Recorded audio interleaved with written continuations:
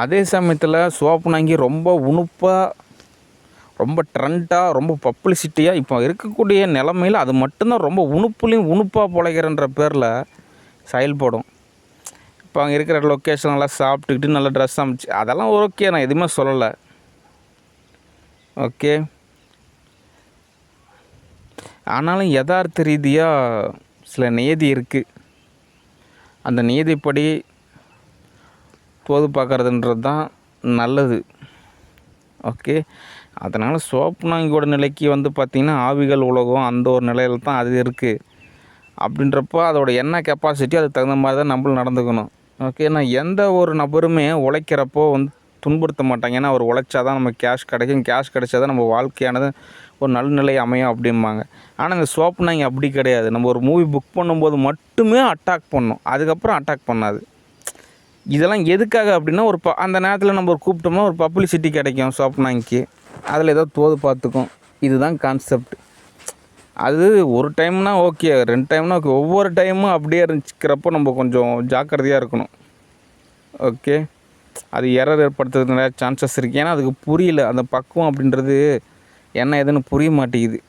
Okay, அதனால் சோப்புனாங்கியை பொறுத்த வரைக்கும் கொஞ்சம் ஜாக்கிரதையாக இருக்கணும். ஏதாவது ஒரு எமர்ஜென்சி டைமில் அட்டாக்கே சோப்புனாங்கியாக தான் இருக்கும். ஏன் அப்போ தான் அது ஆஃப் பண்ணால் தான் நம்ம எல்லாமே தோதாகும். ஒரு விழிப்புணர்வுக்காக, ஒரு முன்னெச்சரிக்கையாக நான் சொல்லக்கூடிய ஒரு தகவல். ஓகே, சரி. அடுத்து யூஎஸ்ஏ எப்படி 8 ஹவர்ஸ் டியூட்டி பார்க்குறாங்களோ அதே மாதிரி தான் ரஷ்யாவும் 8 ஹவர்ஸ் டியூட்டி பார்க்கணும். ஓகே, ஏன்னா பகல் பொழுதுனா ஓகே, இரவு பொழுது ஆரம்பித்ததுக்கப்புறம் எந்த விதமான எரருமே ஏற்படக்கூடாது.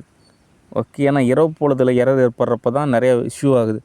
அதே மாதிரி இந்த பகல் பொழுதில் தன்னோட சுயசார்பு சிந்தனையே இல்லாமல், அந்த சுய விழிப்புணர்வு இல்லாமல், அந்த தன்னிலை உணர்தலுமே இல்லாமல் எரர் ஏற்படுத்தக்கூடிய நபர்களோட லிஸ்ட் எல்லாமே இருக்குது. அந்த நிலையில் இந்த திலகவதி அதுக்கும் சுயசார்பு சிந்தனை இருக்குது. பகல் டைமில் யார் என்ன கேட்க போகிறா, நம்ம வீட்டில் தானே இருக்காங்க, எப்படியாவது பப்பர் ஃபிஷ் ஆக்டிவிட்டி செஞ்சால் அதே பழகிருச்சு. அது பட்டர்ஃப்ளை அட்டாக் வாங்கி அப்படியே பாத்ரூம் போயிட்டு வர்றது அது அவங்களுக்கே தோதாயிருச்சு. அது பழகிருச்சுனால அதுவே ஒரு இயல்பாக மாறிடுச்சு.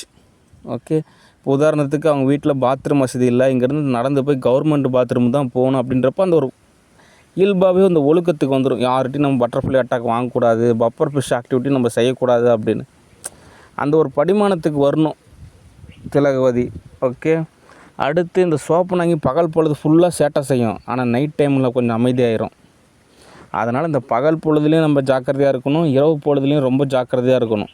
ஓகே, அப்போ தான் எல்லாமே தோதாகும். ஓகே, சரி. அடுத்த தகவல், கிருஷ்ணா ஸ்டூடியோவிலே மூவி புக் பண்ணலாம். ஆனால் கிருஷ்ணா ஸ்டூடியோ பொறுத்த வரைக்கும் பார்த்திங்கன்னா ரொம்பவே சன்னமான ஒரு நிகழ்வு.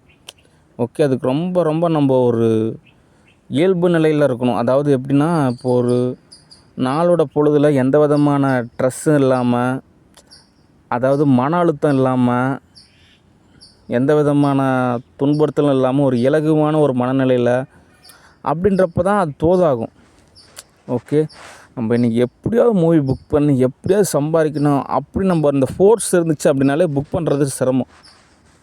அது ஒரு இயல்பான மனநிலை. ஒவ்வொரு ஸ்டூடியோவும் ஒவ்வொரு பதத்தில் இருக்கும். ஓகே, எனக்கு கூட நிறையா மூவி புக் பண்ணலாம் தான் தோதாகும்னு நினைப்பேன், ஆனால் அதுக்கு சூழ்நிலை நமக்கு அமையணும். ஓகே, சரி. அடுத்த தகவல், சத்குரு ஜக்கி வாசுதேவ் அவர்களே, நீங்கள் சொன்ன மாதிரி உங்களுக்கு தரமான ஒரு மூவி புக் பண்ணிட்டேன்னு எத்தனை வருஷம் ஆனாலும் உங்களை யாரும் மறக்க மாட்டாங்க. ஆனால் நான் சொல்லக்கூடிய வேலையை நீங்கள் கரெக்டாக செய்யணும். ஓகே, நீங்கள் தான் இன்சார்ஜ். இப்போ நான் உங்களுக்காக எவ்வளோ மெனக்கெட்டு நான் ஒவ்வொரு விஷயத்தையும் நான் செய்கிறேன், அதாவது கஷ்டப்படுறேன்னு சொல்கிறேன். அதே மாதிரி தான் நான் ஒரு ஜாப் அப்ளிகேஷன் ஃபார்ம் சொல்லியிருக்கேன், கேஷும் கொடுத்துட்டேன். அது எந்த சுவாமி யார் நிர்வகிக்கிறாங்க அப்படின்னு விசாரித்து எனக்கு அந்த வேலைக்கு உண்டான அப்ளிகேஷன் ஃபார்மை அமுச்சு விடுங்க. ஓகே, இல்லைங்க எனக்கு தெரியாதுங்க, புரியலைங்க, யாருங்க அப்படி இப்படின்னு நீங்களே ஏமாற்றிட்டு இருந்தீங்க அப்படின்னா அப்புறம் படப்பிடிப்பப்போ நானும் அதே பதில் தான் சொல்லுவேன். நீங்கள் யாருங்க தெரிலிங்களே, அட எவ்வளோ ஆர்டிஸ்ட் இருக்காங்க, உங்களை போய் பார்த்துட்டு இருக்க முடியுமா, எனக்கு வேலை எவ்வளவோ இருக்குது. நீங்கள் செய்யக்கூடிய செயலை திரும்ப நான் உங்களுக்கு செய்கிறப்ப மட்டும்தான் உங்களுக்கு அது புரியும். ஓகே, ஆனால் நீங்கள் ஒரு உதாரணமாக இன்வால்வ் ஆகக்கூடாது. ஏன் அப்படின்னா நீங்கள் ஒரு குரு, நல்ல நிலையாக இருக்கக்கூடிய ஒரு நபர். உங்கள்கிட்ட இருந்து நான் நிறைய விஷயம் கற்றுக்கலாம்னு நினைக்கிறேன். ஓகே. அதனால் நீங்கள் ஒரு பொதுத்தளத்தில் ஒரு பொதுவான நபராக இருக்கக்கூடாது. ஓகே.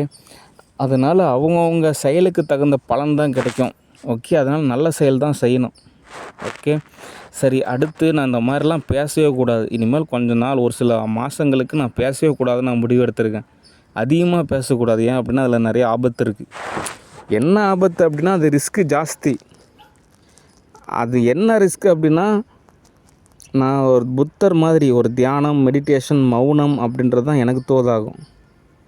பேசுறதுன்றது எனக்கு தோதாகாது. அதுக்கு பதில் லெட்டர் எழுதலாம். அதுவும் ஒரு வகையில் பிரயோஜனம் கிடையாது. ஓகே. நீங்கள் லெட்டர் எழுதுனா அதை படிச்சுட்டு நான் உங்களுக்கு திரும்ப லெட்டர் எழுதலாம். ஓகே. அதனால் என் நிலையில் நீங்களே தரமாக, பக்குவம், பகுத்தறிவாக புரிஞ்சுக்கணும். நான் இப்படி எக்ஸ்பிளைன் பண்ணுறதுன்றது சரி வராது. இந்த ஈஷாவில் இருந்தீங்கன்னா 7 நாள் வந்துட்டு சைலன்ஸ் ப்ரோக்ராம் இருக்கும். அந்த 7 நாள் யாருமே பேச மாட்டாங்க. ஒவ்வொரு நபருக்குமே அந்த ஒரு ஆப்பர்ச்சுனிட்டி கொடுப்பாங்க. அந்த மாதிரி நான் என்னை அதிகமாக பேச வைக்கக்கூடாது நீங்கள். ஓகே. ஏன்னா அதில் நிறைய நல்ல விஷயம் இருக்குது. ஆல்ரெடி நம்ம என்ன தான் பேசிகிட்டே நான் இருந்தாலுமே அதெல்லாமே புறநிலை சார்ந்தது. அதில் எந்த விதமான இஷ்யூ அப்படின்னு கிடையாது. அகநிலையை நோக்கி நான் பயணிக்கிறேன். புறத்தை பற்றி நான் யோசிக்கலை, அகத்தை பற்றி யோசிக்கிறேன். அகநிலை பயணத்தில் மௌனம் அப்படின்றது மிகவும் அவசியம்.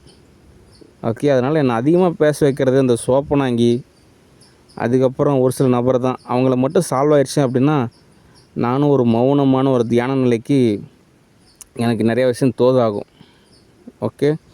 சரி, டிஎஸ்டிஎஸ் பிரைவேட் லிமிடெட் கம்பெனிஸ். நன்றி, வணக்கம், பாய்.